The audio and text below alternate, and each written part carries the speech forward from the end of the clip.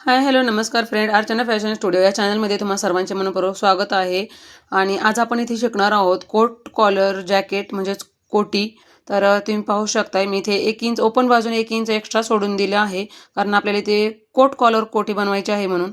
आणि 8 इंचाचा शोल्डर घेतलेला आहे, कारण शोल्डरमध्ये ज्यावेळेस हे आपल्याला बोथनिकचा किंवा कॉलरचा मेजरमेंट टाकायचा असतो त्यावेळेस आपल्याला बोथनिकच्या शोल्डरमध्ये 1 इंच प्लस करून घ्यायचा असतो.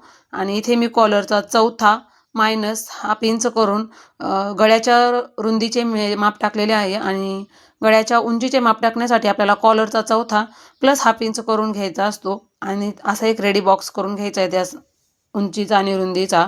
तुम्ही पाहू शकता मी ज्या पद्धतीने घेत आहे सेम त्या पद्धतीने घ्या. आणि अशा पद्धतीने तुम्ही जर मेजरमेंट टाकले मी जसे सांगत आहे तसे ना, तर तुमचा कोट कॉलर कोटी म्हणा जॅकेट म्हणा अजिबात कुठेच काही प्रॉब्लेम येणार नाहीत. आणि कन्फ्यूज होण्याचं काहीच कारण नाही आहे, कारण मेजरमेंट अगदी परफेक्ट आहेत. आणि मी ज्या पद्धतीने सांगत आहे त्या पद्धतीने तुम्ही कोणत्याही मेजरमेंटचा तुम्ही इथे कोट कॉलर कोटी जॅकेट रेडी करू शकताय. हाफ इंच शोल्डरच्या बाजूला मी बाहेर घेतला आहे आणि तिथून मी गळ्याचा शेप दिलेला आहे. आणि जो काही आपला रेडी शोल्डर शिल्लक राहिला आहे त्या रेडी शोल्डरचा मी ते क्रॉस लाईन मारून घेतली आहे. आणि त्याच रेडी शोल्डरच्या क्रॉस लाईनचा आपल्याला मिडल काढायचा असतो. आणि त्या मिडल पॉईंटपासून आपल्याला चेस्ट वेस्ट अँड हाईटचे मेजरमेंट टाकायचे असते, म्हणजे छातीचे माप, कमरेचे माप आणि उंचीचे माप टाकायचे असते. मी इथे उंचीमध्ये हाफ इंच प्लस करून घ्यायचे आहे. तुमची जे काही उंची असेल त्याच्यात तुम्ही हाफ इंच प्लस करून घेऊ शकताय. जो काही मी इथे 1 इंचचा डाऊन घेतलेला आहे त्या डाऊनच्या लाईनपासून मी खाली चेस्ट डिवायडेड 6 प्लस 1 इंच अशा आर्महोलचे मेजरमेंट टाकले आहे. ज्यावेळेस बोथनिकची कटिंग करतो आपण त्यावेळेस आपल्याला बोथनिकमध्ये आर्महोलसाठी 1 इंच प्लस करायचा असतो. आणि इथे मी त्याच लाईनवरती चेस्टचे मेजरमेंट टाकले आहे. चेस्ट +2 डिवाइड 4 प्लस 1.5 इंच, हे 1.5 इंच मी शिलाई मार्जिनसाठी एक्स्ट्रा घेतलेले आहे.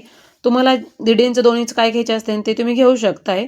आणि आर्महोलच्या लाईनचा मिडल काढून आपल्याला इथे 1 इंच आतमध्ये घ्यायचं आहे, कारण इथे बोथनिकची कटिंग आहे. आणि मी जसं दाखवत आहे व्हिडिओमध्ये त्या पद्धतीने तुम्ही ही अशी क्रॉस लाईन मारून शिनी पॉईंटला पॉईंट जोडून शिनी क्रॉस लाईन मारा. आणि तिथून पुढे तुम्हाला त्याचा शेप द्यायचा आहे आर्महोलचा, एकदम परफेक्ट बसतो. आणि तुम्ही अजूनही माझ्या व्हिडिओला लाईक केलं नसेल आणि चॅनलला सबस्क्राईब केलं नसेल तर माझ्या व्हिडिओला लाईक करा आणि चॅनलला सबस्क्राईब करून घ्या. आणि इथून पुढे खूप असेच नवनवीन व्हिडिओ तुम्हाला पाहायला भेटतील.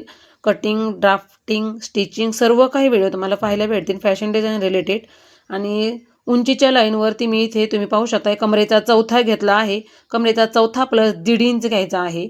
हा 1.5 इंच जो आहे तो आपल्याला शिलाई मार्जिनसाठी घ्यायचा आहे. आणि त्यानंतर फिटिंग लाईनला फिटिंग लाईन आणि मार्जिन लाईनला मार्जिन लाईन आपल्याला जोडून घ्यायची आहे अशा पद्धतीने. आणि जो काही आपला कमरेची लाईन आहे त्या कमरेचा लाईनचा मिडल काढून घ्यायचा आहे. आणि तो मिडल जो येईल तो मिडलचे जे काही मेजरमेंट असते ते मेजरमेंट आपल्याला गळ्याच्या साईडने ह्या पद्धतीने इथे ओपन बाजूला वरती घ्यायचे आहे. आणि ॲपल शेपमध्ये थोडक्यात की आपल्याला करच्या साह्याने इथे शेप देऊन घ्यायचा आहे, जेणेकरून ह्या शेपमुळे तुमची कोटी म्हणा जॅकेट म्हणा खूप परफेक्ट बसतं. पण हे फक्त शॉर्ट जॅकेटसाठी आणि शॉर्ट कोटीसाठी, लॉंगसाठी मी हे शेप द्यायला नाही सांगत आहे. आणि हो, जसे मी सांगितलं ना तसं की तुम्ही माझ्या मेजरमेंटनुसार कटिंग केली तर तुमचं परफेक्ट कोट जॅकेट बसून जाईल, परफेक्ट येईल. तर अजूनही तुम्ही जर व्हिडिओला लाईक केलं नसेल आणि चॅनलला सबस्क्राईब केलं नसेल तर व्हिडिओला लाईक करून घ्या आणि चॅनलला सबस्क्राईब करून घ्या. तुम्ही पाहू शकताय इथे मी बॅक साईडची कटिंग करत आहे. आता बॅक साईडची ड्राफ्टिंग करत आहे. तर बॅक साईडच्या ड्राफ्टिंगसाठी सेम मेजरमेंट आहेत, फक्त आपल्याला जो डाऊन आपण फ्रंटला 1 इंचचा घेतला आहे तोच डाऊन आपल्याला इथे 2.5 इंचाचा घ्यायचा आहे. कारण हमेशाच फ्रंटपेक्षा ना डाऊनचा बॅकचा डाऊन 1 इंच किंवा 1.5 इंच एक्स्ट्रा घ्यायचा असतो. आणि बंद बाजूने बॅक साईडची मी इथे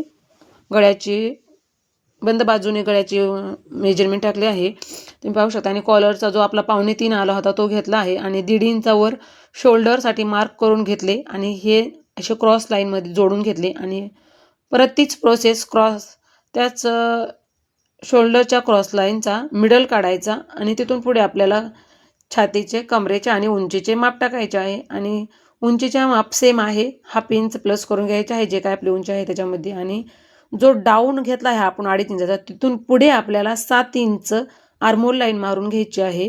आणि त्याच आर्मोल लाईनवर आपल्याला चेस्टचे माप टाकायचे आहे आणि कमरेच्या लाईनवर कमरेचा 4था प्लस 1.5 इंच शिलाई मार्जिनसाठी घ्यायचा आहे.